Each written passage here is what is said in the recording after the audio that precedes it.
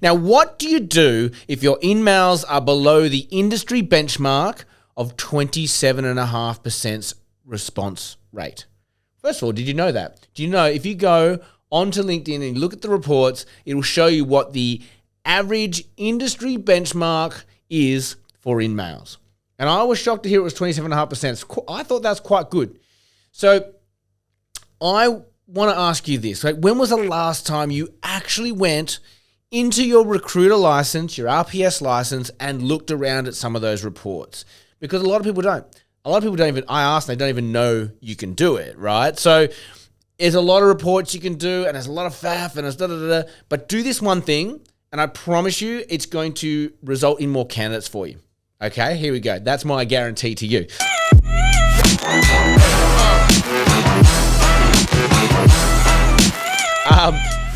Quickly, if you are on LinkedIn, pause it, or if you're not, pause it and log in and get in. Go to your recruiter license. And if you look in once you've logged in, up the top there is a tab and it says reports. Click on that, okay?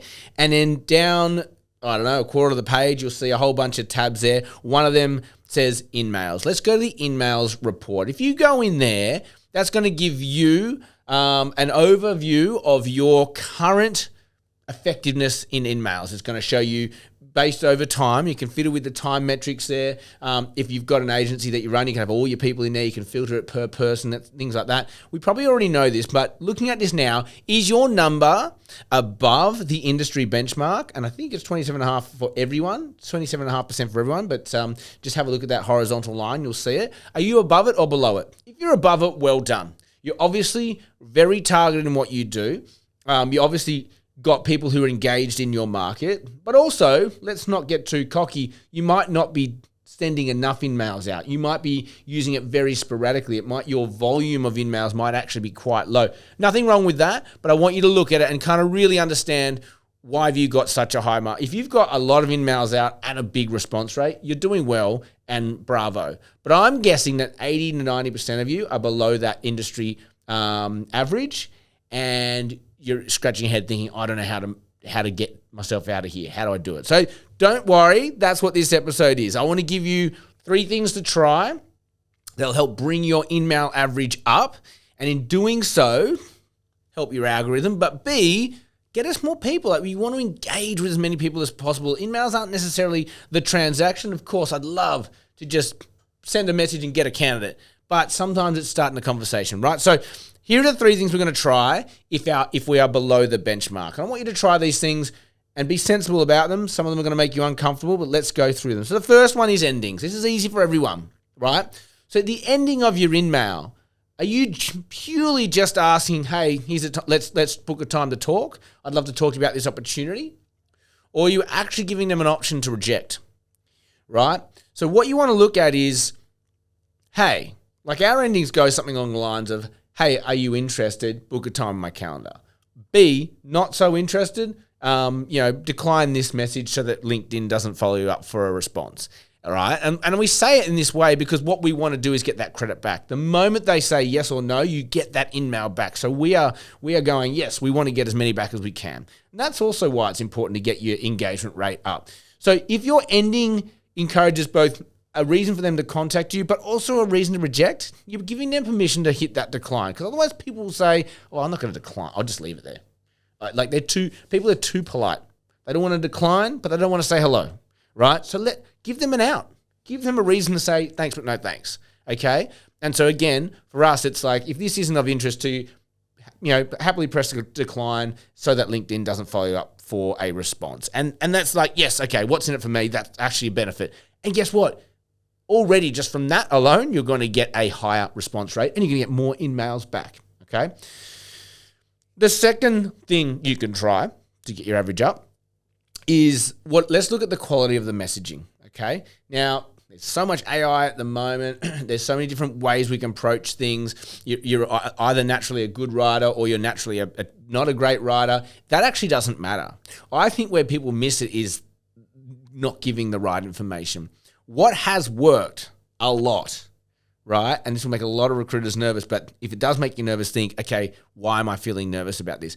What has worked is putting when you're doing the InMail is putting the company name that you're representing, and even going as far as saying, these are the people that have briefed me on this role, these contacts within this company. So you're giving the company name and your clients' names. Scary as shit, right?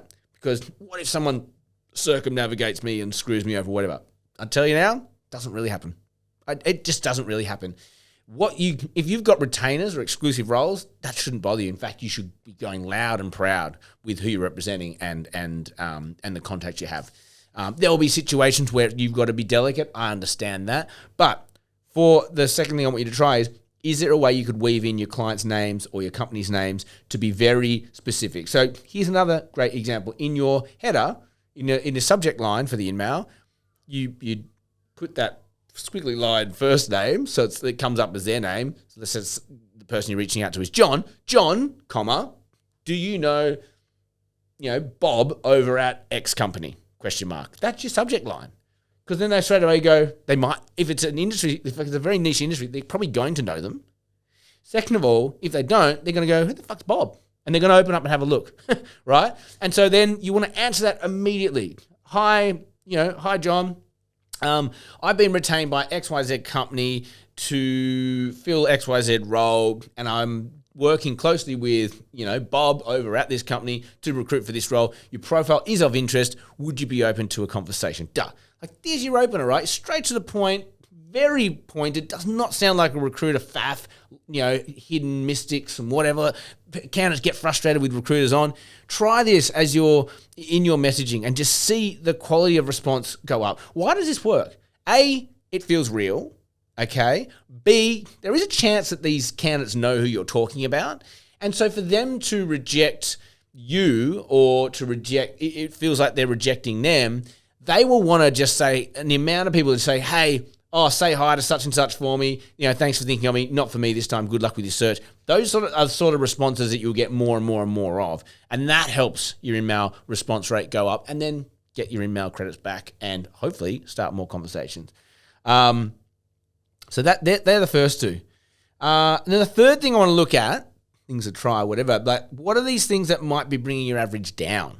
So maybe we need to be conscious of what is bringing our average down, right? So LinkedIn have this great function. It's a blessing and a curse. They've got that auto follow-up, that second InMail that you can send. So if you send an InMail out to someone, you can automatically put a follow-up message 1, 3, 5, 7 days later, which is a follow-up. We all use it. We all know it, Now, that is going to burn 2 InMail credits if they don't respond to either of those messages. So this is potentially problematic for your average, because if you're reaching out to someone who's not interested and you haven't given them a reason to decline, and then they get a follow-up message, they decline again, Now, I did see an uptick in response because of that second message, but think of this. What about those people that just are serial non-responders? Maybe it's a dead profile. Maybe you're not really across, hey, let's look through this person. I've sent them 7 messages and I haven't heard back from them. What is another message and a follow-up message going to do? It's actually just going to bring your average down. So that's when you got to get clever and go, should I have another approach with the person? Should I take this person out of my InMailing list because it's just starting to be a waste of time? Or do I need to try a different tact? Or do I need to pick up the phone and call them and say, hey, I've been messaging you. Have you seen them? And just find out what it is. But that's one reason why your average is coming down. The second one we worked out was, I'm a huge advocate for calendar booking systems. So and everyone goes, oh, I hate those. People just book a random time. They don't, because I only send the link out to people I want to speak to. So if I get an applicant coming in, for example, I'll send them a response and say, hey, here's my link, book a time that suits you. But I'll also do it in my InMails. If I'm reaching out to people on InMail, I already know I want to see them. Like, if this person says, yes, I know I want to interview them and I know they're going to be pretty good for this role. So I will put a calendar link in my InMails. But what happens then is people completely circumnavigate the acceptance or the decline function in LinkedIn. They go straight to your calendar and book in a time. I've booked in a time. And so if you're not across that and you haven't got a way to say, hey, can you just decline it and book a time? They're not going to decline it. And that really damages your response rate within LinkedIn. Again, sounds small, but all these it's very easy fixes. And this is a way that you can make sure you've always got LinkedIn InMail credits and that your average is high. Because if you get too close to that 10% mark within LinkedIn, and we've done a few campaigns before where it's killed our percentage, you can't do bulk messaging. You get really held back in terms of speed to market. So you don't want to be hovering low. You want to be getting that number up as high as you can in terms of response rate. So that's it. That's like, what do you do if your InMails are below the industry benchmark? 27.5% is the industry benchmark. How high can we push it? And in some markets, I know are more responsive. Some are way less responsive, but you just need to be aware of it. Have a look at the report, see where you land, and have some fun with it. Play with it. See if you can push that number as far as you can, because it's going to make you money. Going to save you InMail credits. It's going to get you more responses. And hopefully we can pull one or more two candidates out of the equation. Like, share, subscribe. It helps us grow. As always, have an amazing day. May all your deals come true.